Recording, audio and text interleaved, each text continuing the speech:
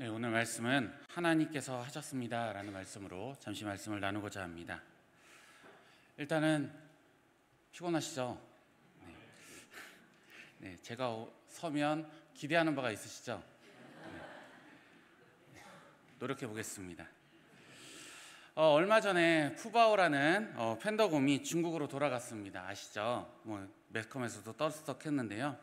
그때 한참 푸바오가 이제 중국으로 돌아간다고 하니까 하나의 상품으로 인형이 판매되고 있었습니다. 인형이 유행을 하고 많은 아이들이 그 인형을 갖고 싶어 했습니다. 근데 그 조그만한 열쇠고리 키링 같은 그 푸바오 인형 캡슐이 인형 뽑기로 문방구 앞에서 이렇게 뽑기로 있기도 했었습니다. 근데 저희 아들이 그거를 너무 뽑고 싶어 했던 거예요. 그래서 이게 근데 밑에 거는 이제 다른 물건들이고 푸바오 캡슐 인형들이 위에 놓여 있는 거예요.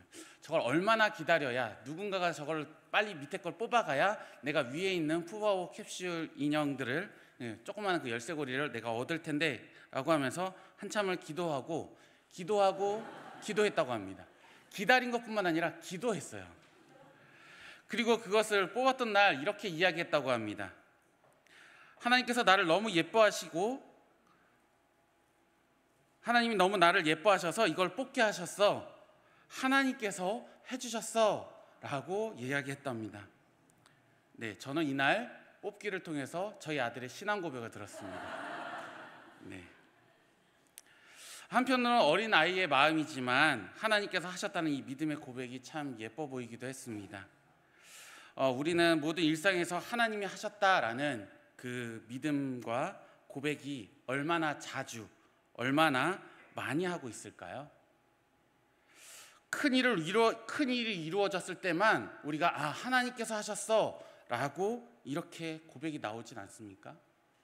제가 청년 시절이었는데요, 어디 큰 이게 백화점 같은 곳에 가서 이제 교회 물건을 사러 갔다가 잠시 이제 너무 힘들어서 잠깐 쉬는 중에 어떤 교회 권사님들 같아요. 이야기를 나누시는 것을 들었습니다. 옆에서 들으면서 너무 크게들 얘기를 하셔서 엄청나게 대단한 일들이 이루어졌구나라고 생각을 했습니다. 근데 마지막 그게 어떤 거였냐면 우리 집 땅값이 올랐어. 어마어마하게 오른 거야. 이거 하나님께서 나에게 복 주셨나 봐. 하나님께서 이렇게 해주셨어 라고 고백을 하시는 거예요. 여러분도 이런 고백만 하나님께서 하셨다라고 고백하십니까? 우리는 삶을 살아가면서 하나님께서 하실 거라는 그 믿음, 그리고 하나님께서 하셨다는 그 고백이 점점 줄어들고 계시지는 않습니까? 그냥 내가 했고 누군가의 도움이었고 아니면 아예 그것을 기대조차 하지 않는 그러한 신앙으로, 그러한 삶으로 살아가고 계시지 않습니까? 저는 그래서 오늘 말씀을 이런 마음으로 한번 말씀을 준비하게 된 것 같습니다. 오늘 잠깐의 시간이지만 우리의 삶에서 하나님께서 하셨다는 고백, 그리고 하나님의 일하심을 믿는 이 시간이 되기를 간절히 소망합니다. 알코올 중독자 아버지와 정신질환을 앓던 어머니를 둔 가정 환경에서 자란 그리고 그것을 극복하고 세계 최고의 배우가 되었던 찰리 채플린이 이렇게 얘기했다고 합니다. 인생은 가까이 보면 비극이지만 멀리서 보면 희극이다 라는 말을 남겼습니다. 우리 모두의 인생에는 수많은 사건들이 일어나고 경험하고 보게 되어 있습니다. 그 사건들 중에 일부는 우리를 매우 불행하게도 만들고요, 심지어 많은 비극적인 일들이 우리가 살아가는 동안 일어나기도 합니다. 우리 인생에 불행한 일들이 많이 일어날 것은 이미 예정된 일이었습니다. 창세기 3장 17절 19절 말씀을 보면 아담에게 이르시되 내가 내 아내의 말을 듣고 내가 내게 먹지 말라 한 나무의 열매를 먹었은즉 땅은 너로 말미암아 저주를 받고 너는 내 평생에 수고하여야 그 소산을 먹으리라. 땅이 내게 가시덤불과 엉겅퀴를 낼 것이라. 내가 먹을 것은 밭의 채소인즉 내가 흙으로 돌아갈 때까지 얼굴에 땀을 흘려야 먹을 것을 먹으리니 내가 그것을 취함을 입었음이라. 너는 흙이니 흙으로 돌아갈 것이니라 하시니라. 이 말씀처럼 우리는 평생 수고하여야 먹고 살 수 있는 그러한 사람들입니다. 우리가 낳은 자녀들에게도 이 원리가 동일하게 적용이 될 것이고요. 땅이 우리에게 가시덤불과 엉겅퀴를 낼 것이며 많은 역경과 고난을 통과해야만 인생의 결실을 맺을 수 있게 되어 있습니다. 그러다 결국 우리는 흙으로 돌아가게 되어 있습니다. 육신이 병들어 죽을 것을 아무도 피할 수는 없을 것입니다. 인간은 하나님께서 범죄하고 타락함으로 인해서 불행이 예정된 삶을 살아갈 수밖에 없다는 것을 알려주고 계셨고요. 살아있는 동안에는 힘들게 수고하여야 생존할 수 있고 결국 죽음을 피할 수 있다라고 얘기하고 계시는 것입니다. 우리는 항상 황금빛 미래를 꿈꾸고 있습니다. 그러시죠? 그렇지만 나의 그 갈 길은 늘 꽃길이고 행복한 길이고 여러분들의 아내, 여러분들의 남편, 여러분들의 가정을 꾸리면서 나는 이제부터 꽃길을 걸어갈 거야. 현실은 어떻습니까? 우리는 현실은 참 냉혹하고 냉철합니다. 우리는 저주를 받아 온 땅에서 평생 수고해야 하며 결국 흙으로 돌아가야 합니다. 그러나 여기서 끝난다면 우리에게는 소망이 없고 희망이 없고 기쁨이 없겠죠. 우리는 충분히 행복한 삶을 살 수 있습니다. 아름다운 인생을 꿈꿀 수 있습니다. 왜냐하면 우리에게는 하나님께서 함께 하시기 때문입니다. 하나님은 우리를 사랑하셔서 우리를 위해 일하시기를 기뻐하시는 분입니다. 그냥 마냥 고난과 역경과 고통과 아픔만을 겪는다면 우리는 하나님께 소망과 희망을 두고 살아갈 수 없겠죠. 우리는 환난과 고통 속에서도 심지어 죽음의 과정 속에서도 하나님의 인도하심을 기대할 수 있는 믿음의 자녀들입니다. 그래서 행복하고 그래서 아름다운 인생을 살아갈 수 있는 것입니다. 성경에는 많은 인물들이 자신의 인생을 기록하고 있습니다. 성경의 인물들도 많은 불행한 일들을 피할 수는 없었습니다. 그들이 살아가느라 매우 수고하였고 결국 죽음에 이르렀습니다. 하나님께서는 수많은 역경을 겪으며 살아갈 수밖에 없는 그 믿음의 인물들을 세우셨습니다. 그 중에 아브라함, 부정적이고 비판적인 생각에 물들어 살아갈 수밖에 없는 그에게 하나님께서는 축복을 약속하셨습니다. 내가 너로 큰 민족을 이루고 내게 복을 주어 내 이름을 창대케 하리니 너는 복이 될지니라 라고 창세기 1장 12장 2절에 말씀하고 있습니다. 형제가 죽고 가족이 고향을 떠날 수밖에 없는 그런 상황 속에서도 자녀가 없이 살아가야 하는 그의 인생 속에서도 하나님께서는 아브라함에게 축복을 약속하셨던 것입니다. 하나님은 그를 통해서 큰 민족을 이루고 그의 이름을 크게 높이겠다는 그 축복의 약속을 주셨던 것입니다. 이 약속은 아브라함 인생 전체를 굳건히 지탱해주는 버팀목과 같은 그런 하나님의 말씀이었습니다. 절망과 고통이 그를 찾아올 때 그는 이 약속을 믿으며 모든 영적인 시험을 이어나가게 되었습니다. 의심과 두려움이 찾아올 때 하나님께서는 그에게 계속해서 이 약속을 확인해 주셨습니다. 창세기 15장 1절에 보면 이후에 여호와의 말씀이 환상 중에 아브라함에게 임하여 이르시되 아브라함아 두려워하지 말라 나는 내 방패요 너는 지극히 큰 상급이니라 라고 말씀하고 있습니다.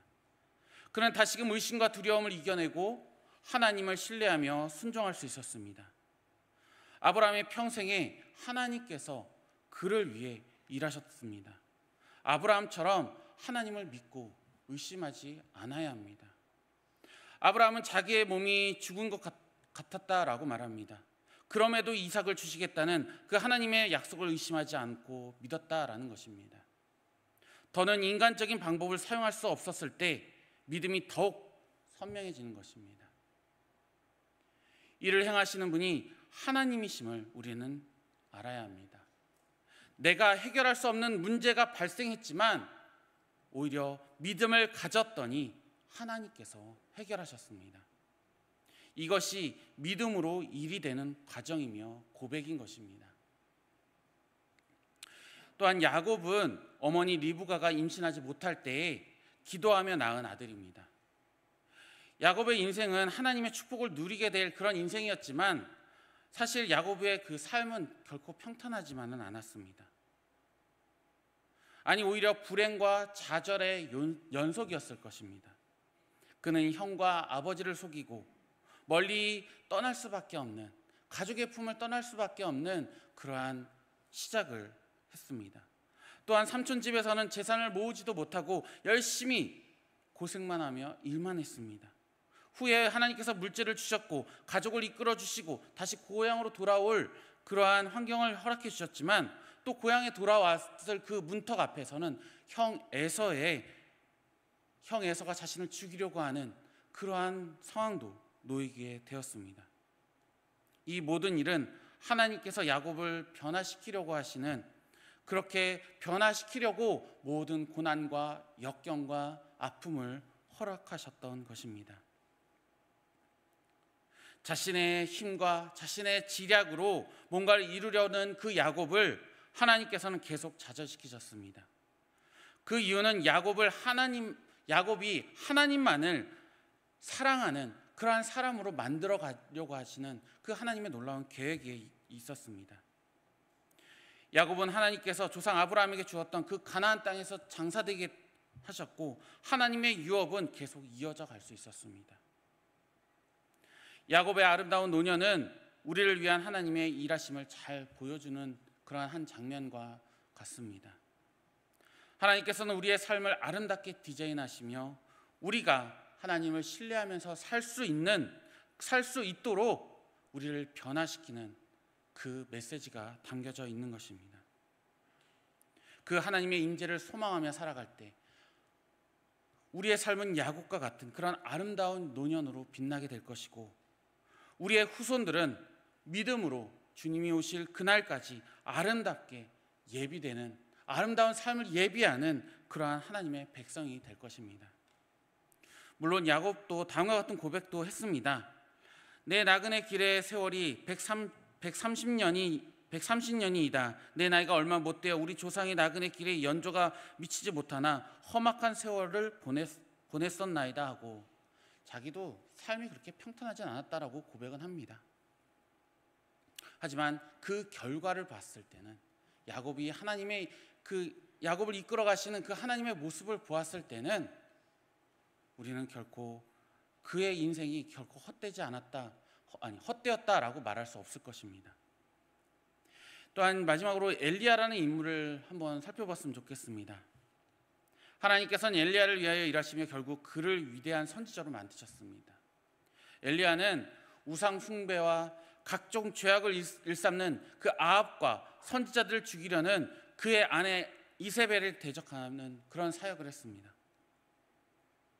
그러다 보니 늘 어려움이 많았습니다. 하지만 하나님께서 늘 필요한 것을 그에게 공급해 주셨습니다.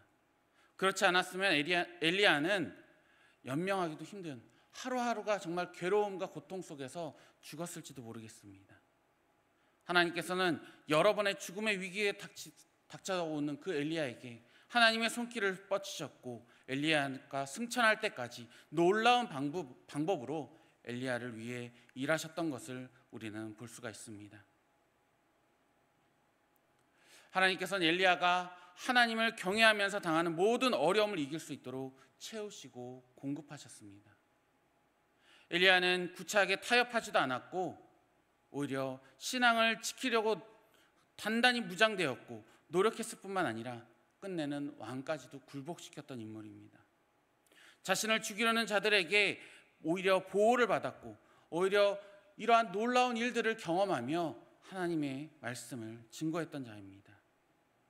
하나님의 일하심 때문에 엘리야는 자신을 죽이려는 그 대적들이 보란듯이 죽지 않고 하늘로 승천했습니다.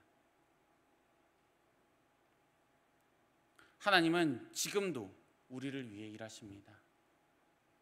하나님을 경외하며 하나님의 방법대로 나아가시기를 소망합니다. 하나님께서는 우리를 위해 놀라운 일을 행하실 것입니다. 성경의 많은 인물들이, 아까 말씀드렸던 아브라함도 그렇고 이삭, 야곱, 요셉, 모세, 여호수아, 많은 인물들이 힘겨운 자신의 인생길을 걸어갔지만 모두 그 힘겨운 일들을 견뎌야만 했고, 그것을 통해서 오히려 하나님을 높이고 하나님의 영광을 드러내는 삶을 살았습니다. 그들의 인생은 결코 불행으로 끝나지 않았습니다. 그 이유는 무엇입니까? 그들을 위해 하나님께서 일하셨기 때문입니다. 그들과 함께 하나님께서 함께 하셨기 때문입니다. 하나님께서는 그들의 인생을 위해 놀라운 일들을 수행해 가셨습니다. 그래서 그들의 인생이 많은 비극적인 그런 장면들로 구성되어 있지만, 정말 인간이 견디기도 힘든 극심한 고통과 어려움과 환난이 그들에게 있었지만 결국 아름다운 희극으로 기억되는 것입니다.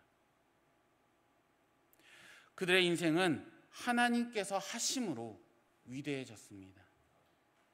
왜 하나님께서 이들을 위해 일하셨습니까? 그 이유는 단 한 가지입니다. 그들이 하나님의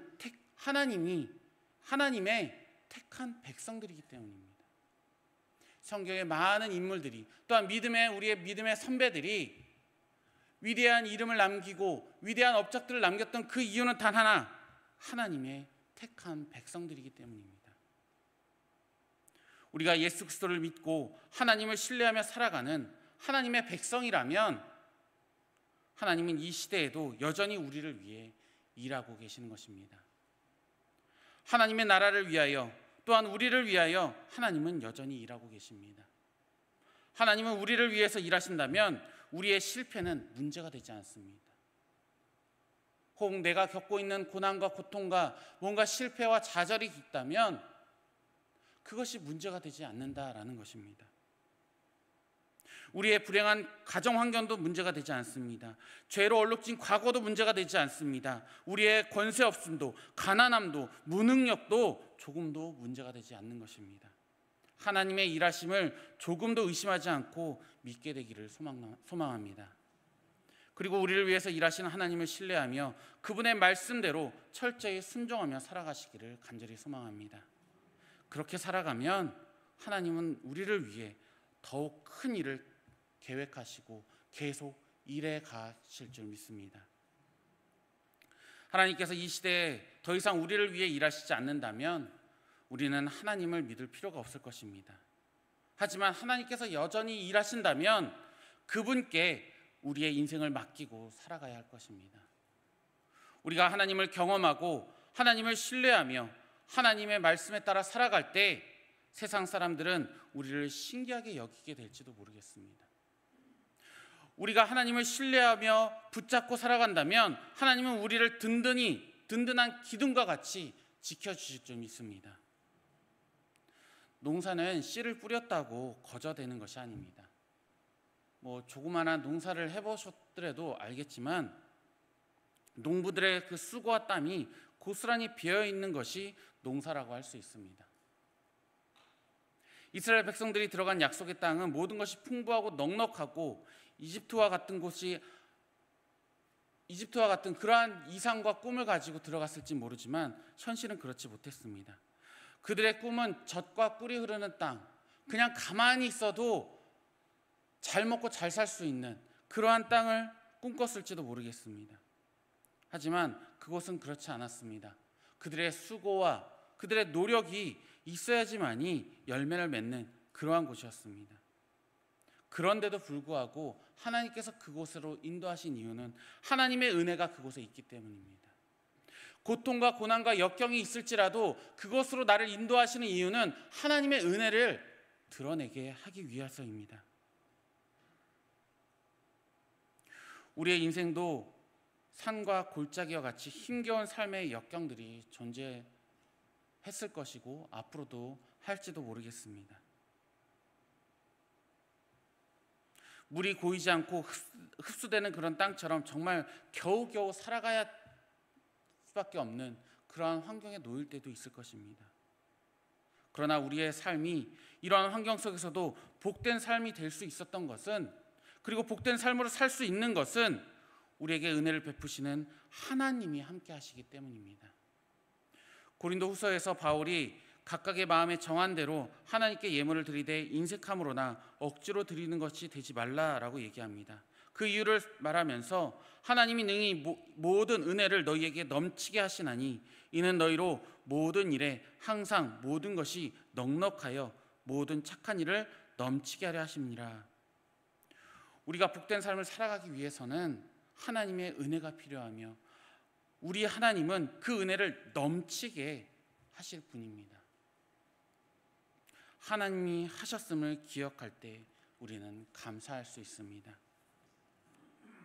하나님께서 하셨고 하나님께서 은혜를 주셨기에 우리에게 주어진 삶에서 복을 누리며 살아갈 수 있었습니다. 우리에게 주어진 것들이 다 하나님의 은혜요 사랑이었음을 기억할 때 우리의 입술에는 감사가 넘쳐나게 될 것입니다. 하나님은 지금도 동일하게 아브라함의 자손인 성도들을 위해서 일하십니다. 우리에게 축복을 약속하고 계시며 필요한 모든 것들을 채워주십니다. 우리가 생각지도 못한 일들을 우리를 위해서 행하시고 우리가 계획할 수 없는 일들을 계획하시고 이루십니다. 우리가 필요를 느끼지 못할 때부터 우리에게 필요한 것이 무엇인지 아시며 우리가 스스로 축복을 받을 수 없다는 그런 절망 가운데 있을지라도 하나님은 우리에게 축복을 약속하시며 소망을 주시는 분입니다.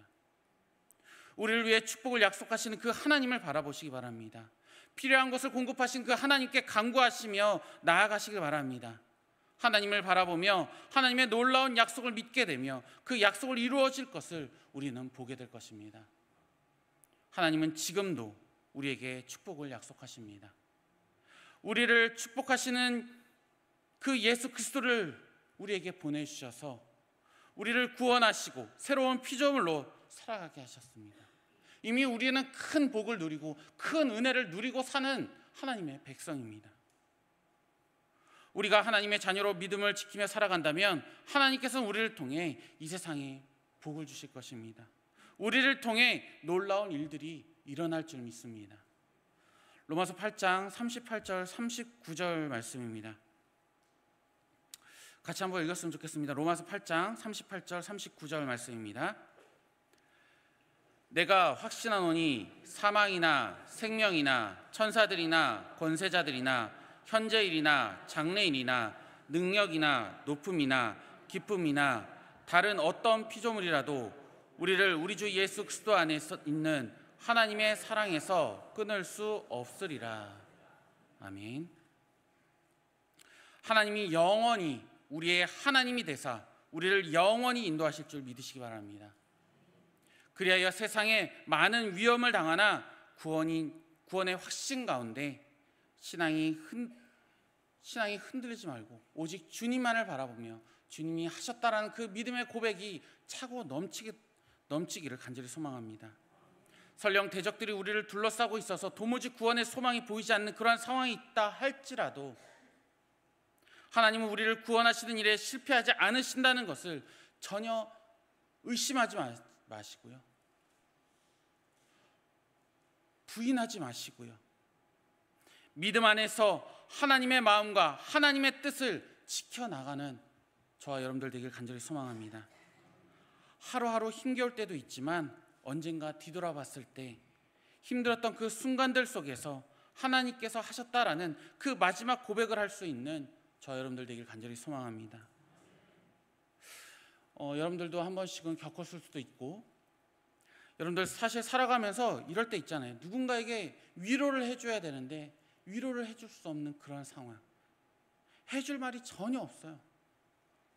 뭐라고 위로해야 될지 모를 그런 순간들이 찾아올 때가 있습니다. 힘내세요. 하나님께서 함께 하십니다. 그 말조차도 사치스럽게 여겨지는 그런 순간들이 있습니다. 여러분도 살아가시면서 마음속에 하나님 앞에 속상했었던 적 한두 번은 있지 않으십니까?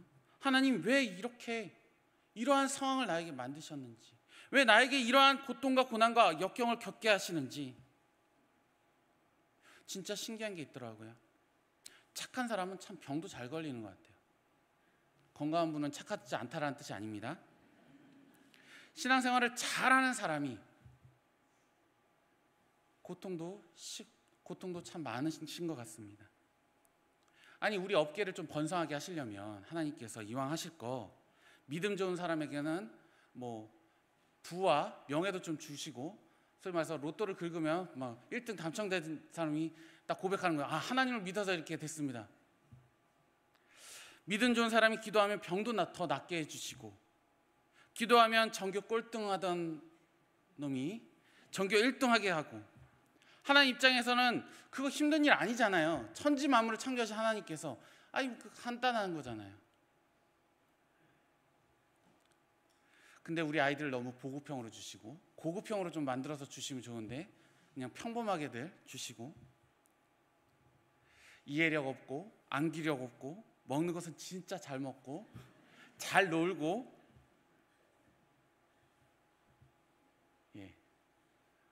책을 보라고 그랬더니 만화책을 보고 있는 그런 놈이 저희 집에 하나 있습니다. 여러분, 진짜 하나님이 좀 붙잡아 주셔야 되지 않겠습니까? 마음이 상한 게 아니라 얼굴이 상한 그런 사람들, 한두 명도 아닌데 좀 새롭게 변화시켜 줄 수 있는 하나님의 놀라운 능력이 있으신데, 죽은 자도 살리시는데 얼굴 하나 좀 바꿔주시는 거. 근데 그런 일들 없잖아요. 제가 농담처럼 이야기는 했지만 진짜 속상한 게, 믿음으로 사시는 분들이 참 많은데 이 믿음으로 사시는 분들이 고난도 참 많습니다. 믿음으로 사는 분들이 너무너무 힘들고 어려운 일들이 많이 일어납니다. 여러분, 그 어려움 속에서 가끔씩 목사로서 말문이 턱 막힐 때가 있습니다. 이걸 뭐라고 이야기를 해드려야 되지? 어떻게 위로해야 되지? 이 말문이 튀지 않을 때가 있습니다. 그냥 가서 집사님 힘내시라고, 하나님께서 하실 거라고 그 말조차도 사치스러운, 그 말 한마디에 그 위로가 도저히 나오지 않는 그러한 어려움과 아픔을 겪고 있는, 주님 앞에 울부짖고 있는 그러한 성도들 생각날 때마다 마음이 참 답답합니다. 그럴 때 이 말씀, 오늘 읽었던 말씀도 하나의 힘이 되지 않을까라는 생각이 들었습니다. 오늘 읽었던 시편 48편 14절에 하나님은 영원히 우리의 하나님이시니 그가 우리를 죽을 때까지 인도하시리로다. 사랑하는 성도 여러분, 세상의 힘, 세상의 돈, 세상의 권력 가진 사람들, 세상이 자기 건 줄만 아는, 그렇게 마음으로 착각하고 살아갑니다. 세상은 그 사람들에게 온갖 앵글을 갖다 대고 온갖 카메라를 갖다 대며 관심을 주고 부러워하고 추앙합니다. 하지만 하나님의 시선은 어디에 있습니까? 이 시간에도 하나님이 전부인 사람, 하나님이 소망인 사람, 인생의 한편에는 절망이라는 한 부분을 두고 있지만 절대 소망이신 하나님과 함께 나아갈 수 있는 그 사람에게 하나님의 시선이 가 있지 않을까요? 이 시간 어려움 속에서도 믿음으로 정면 돌파하고 하나님의 은혜를 바라보는 그런 하나님의 백성들을 통해서 하나님께서는 반드시 역사하시고 지금도 운행하신다고 믿고 주님을 찬양합니다. 이 시간 하나님께서 놀랍게 우리의 마음과 우리의 생각들을 완전히 붙들어 주시고 동행하시는 그 하나님께서, 함께 하시는 그 하나님께서 복과 은혜를 저희와 함께 하실 줄 믿습니다. 네, 아직 끝나지 않았고요.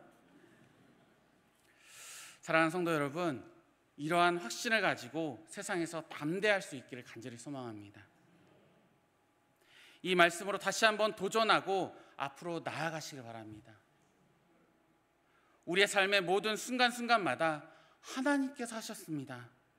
이 고백이 끊임없이 나오기를 간절히 소망합니다. 우리의 삶을 되돌아보면서 그 모든 순간들이 하나님께서 하셨던 그 시간들로 고백되어지고 기억되어지며 미소 지을 수 있는 그러한 삶이 되어지길 간절히 소망합니다.